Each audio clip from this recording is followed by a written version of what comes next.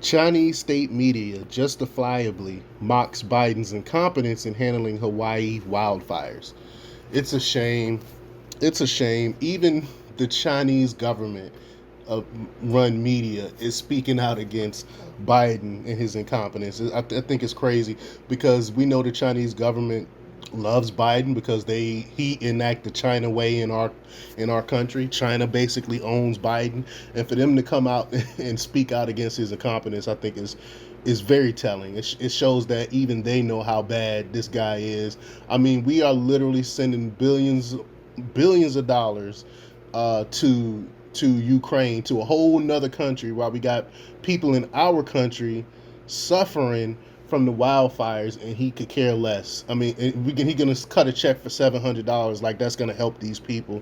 It's disgusting. More people should be outraged, and it takes a Chinese state media to be more outraged than our freaking government. This is crazy. But before we get started, go ahead and hit that like button. Share this out so we can get this information out there. Subscribe if you're not already a subscriber, and hit that alarm bell so you know when I'm putting out new stuff. Also, check out my link tree in the description. It has a link to my Patreon where I talk about things I can't talk about here. There's also a link to my Instagram and my merch store. Also, check out jjthepsychotherapist.com for news as well. All right, let's talk about this news. Chinese state media ridiculed U.S. President Joe Biden due to his administration's inadequate reaction to the recent wildfires that devastated Hawaii. An article published on August 15th by the state-controlled Global Times highlighted that the destructive event in Hawaii made the United States appear, quote, unlike a developed country. The piece, authored by Yang Xing, the chief reporter of Global Times, emphasized that, quote, ineptitude of the U.S. government as a key factor contributing to Hawaii's dire situation. Numerous individuals, including survivors, shared videos criticizing both the government's incompetence and the flawed response and early warning system.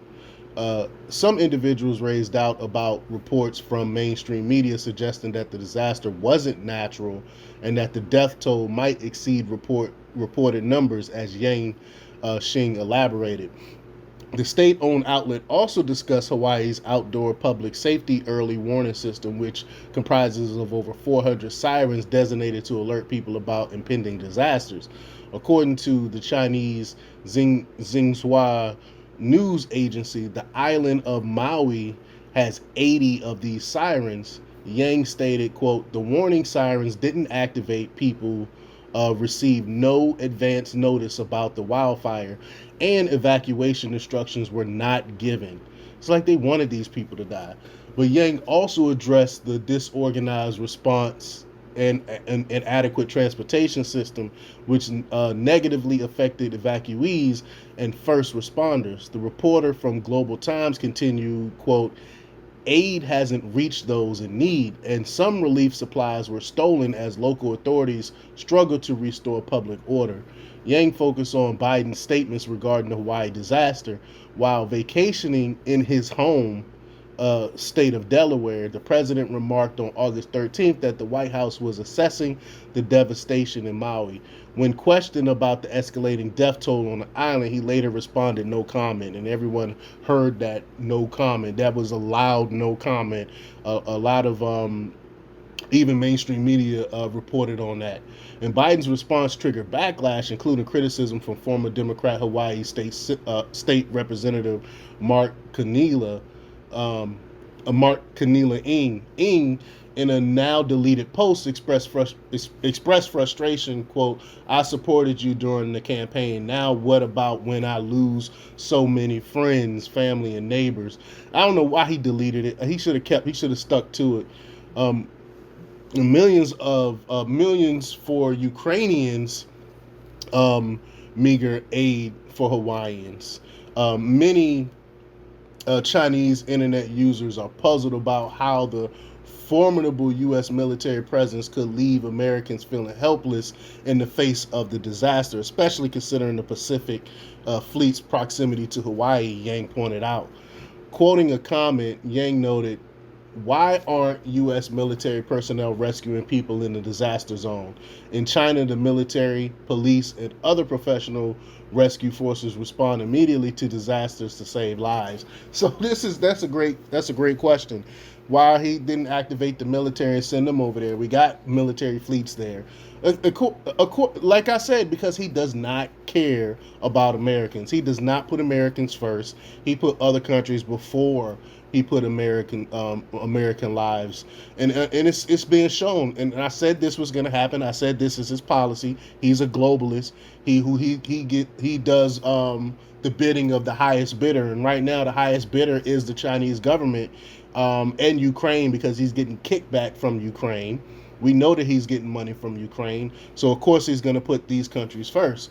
But in an apparent change of stance after the no comment incident, Biden announced on August 14th that affected households in Hawaii receive a one-time measly $700 assistance payment.